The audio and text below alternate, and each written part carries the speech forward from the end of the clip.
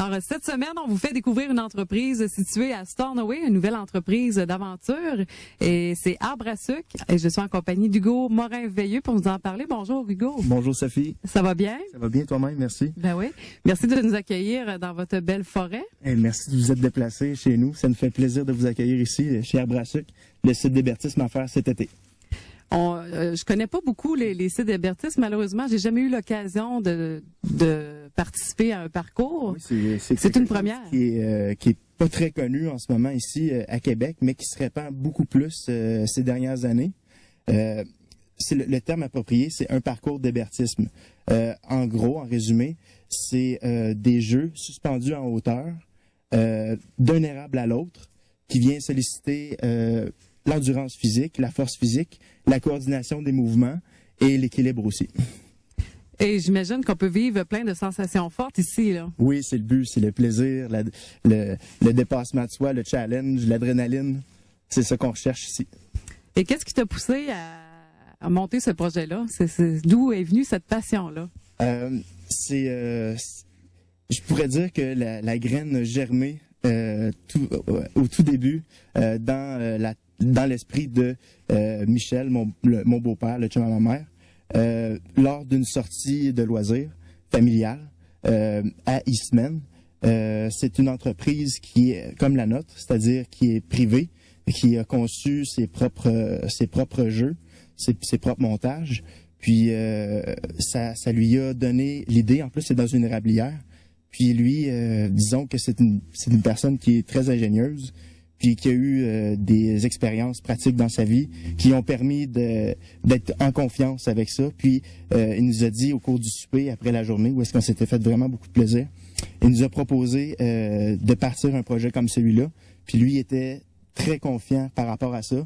Puis moi, j'avais confiance en lui aussi avec ses capacités. Je savais qu'il était capable de mettre un projet comme ça à terme. Puis on a embarqué là-dedans depuis l'été passé. Ça fait pratiquement 1 an qu'on travaille là-dedans. On a mis beaucoup de temps, de la persévérance, puis enfin, on est arrivé au résultat. Ouais. J'aimerais qu'on explique un peu qu'est-ce que c'est Arbre à sucre. On voit qu'il y a plusieurs infrastructures, si je peux dire ça comme ça, qui sont implantées, installées au niveau des arbres. Des obstacles, des passerelles variantes, des lianes de Tarzan, des tyroliennes dont 8, une 500 pieds aussi. Des murs d'escalade, ça varie beaucoup, des jeux de poulies, du plaisir pour tous, ça c'est certain.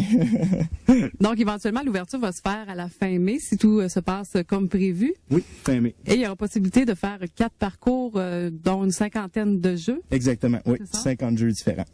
Et ça touche quelle clientèle? Qui peut venir ici? En fait, la seule contrainte qui existe, c'est de peser moins de 250 livres et d'avoir 5 pieds relevés au poignet. C'est la seule contrainte qui est. Mais c'est certain que les directives à suivre vont être strictes pour les gens qui sont plus jeunes. Puis on va vraiment aussi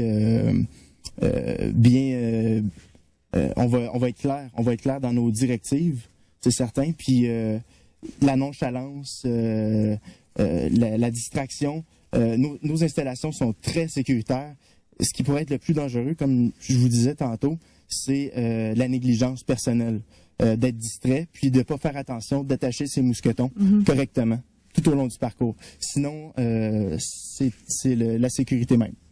Donc, quand les gens arrivent ici, dès le départ, il y a des 2 jeux finalement, si je me trompe pas, où est-ce que les gens peuvent se pratiquer, puis apprendre le fonctionnement. Oui, en premier, où est-ce qu'on va donner les directives, puis la démarche à suivre durant tout le parcours.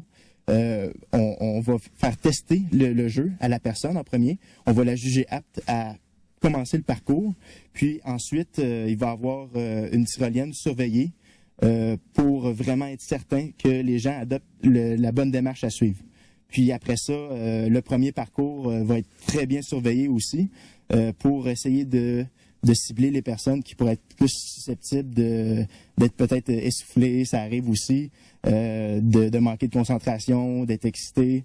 Mais après ça, les gens une fois qu'ils sont à l'aise, on les laisse faire le parcours comme ils veulent, à leur rythme, pour apprécier la nature. C'est le but ici. Et il existe plusieurs sortes de tyroliennes. La différence de la vôtre, contrairement à celle plus commune, qu'est-ce que c'est? C'est que nos tyroliennes, à nous, varient en inclinaison, en longueur et en hauteur. Du fait qu'on peut vraiment contrôler la vitesse de sa propre tyrolienne. Contrairement à d'autres sites où est-ce que les gants ne sont pas utilisés, puis l'angle de la tyrolienne est restreint.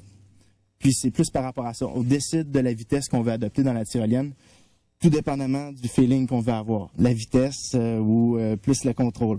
Ça dépend. Mais une fois qu'on en a essayé, on dirait qu'on veut toujours pousser un peu plus. Puis notre tyrolienne de 500 pieds, on est capable d'avoir un très bon feeling, je crois.